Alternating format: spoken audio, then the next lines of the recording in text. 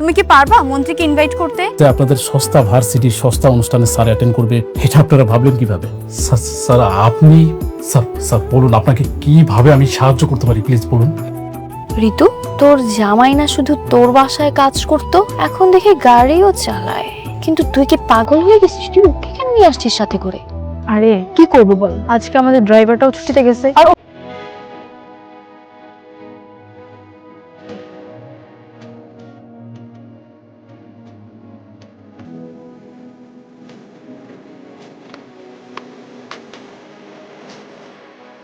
গাড়ি চালাতে পারে, সমস্যা হবে না। তাই বলে তুই ওকে নিয়ে আসবি? তুই একবার ভাবছিস ও যদি মন্ত্রী সাহেবের অফিসে ওর পরিচয়টা দেয়, তোর ভ্যালুটা কোথায় নামবে? কি বলতে চাচ্ছিস তুই? কি বলতে চাচ্ছিস বুঝতেছিস না? ও একটা গরিব কাজের লোক, ওর কাজ হচ্ছে সবসময় ঘর ঝাড়ু দেওয়া, রান্না বান্না করা। আর তার ওয়াইফ হয়ে তুই আসছিস মন্ত্রী সাহেবের সাথে মিটিং করতে। এটা মন্ত্রী সাহেব মানবে?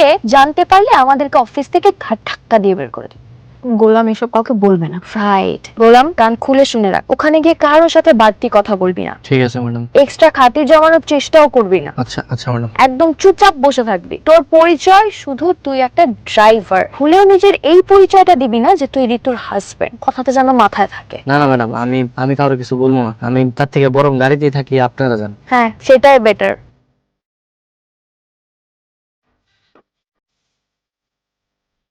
হ্যাঁ, না কোনো সমস্যা হবে না, আপনি সবকিছু অ্যারেঞ্জ করেন, আমি সবকিছু পরে টাইমটা বলে দিচ্ছি। জি ডাকি।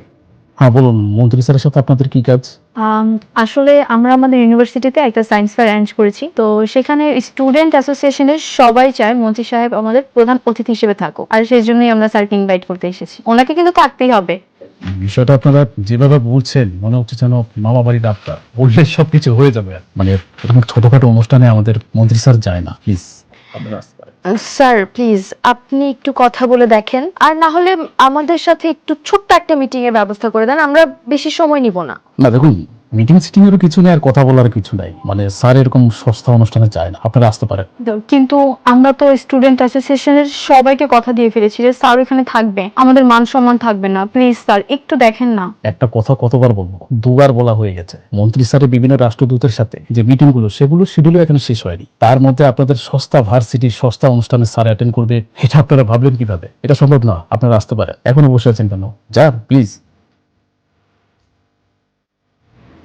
আপনার তো দেখে মনে হচ্ছে আপনার মনটা খুব খারাপ। কি হয়েছে ম্যাডাম? কি হয়েছে সেটা তুই জেনে কি করবি? না মানে আমি যদি কিছু করতে। কিছু করতে পারি? তুমি কি করতে পারবা? তুমি কি পারবা মন্ত্রীকে ইনভাইট করতে? ম্যাডাম আপনারা তাহলে একটু গাড়ির মধ্যে বসেন, আমি একটু দেখি কিছু করতে পারি কিনা কথা বলে।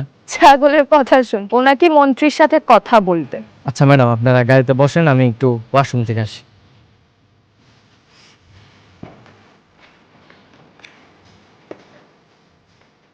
স্যার চিনতে পারছেন? স্যার আপনি এতদিন পরে আমাদের অফিসে। স্যার প্লিজ বসুন না। স্যার বসুন। কি খাবেন বলেন? চা, কফি, ঠান্ডা? ঠিক আছে, আমাকে নিয়ে এত ব্যস্ত হতে হবে না প্লিজ। না স্যার, কি বলেন, এতদিন পরে আপনি আমাদের অফিসে আসেন। মন্ত্রী স্যারের মুখ থেকে অনেকবার আপনার কথা শুনেছি, এখনো বলে আপনার কথা। স্যার বলুন, আপনাকে কিভাবে আমি সাহায্য করতে পারি, প্লিজ বলুন। হ্যাঁ, আসলে আমার একটা সাহায্য দরকার ছিল। একটু আগে আপনাদের এখানে কিছু মেয়ে এসেছিল না? হ্যাঁ, দুটা ছাত্র। স্যার ওরা কি আপনার পরিচিত? হ্যাঁ, আমার পরিচিত। শিট, মানে ওরা আপনার কথা বলবে না? স্যার আপনি কোনো টেনশন করবেন না। মন্ত্রী স্যারকে যেভাবে হোক বুঝিয়ে পড়িয়ে ওই ইউনিভার্সিটির অনুষ্ঠানে আমি নিয়ে যাবো, এটা আমার দায়িত্ব। স্যার আপনি কোনো টেনশন করবেন না। আরে,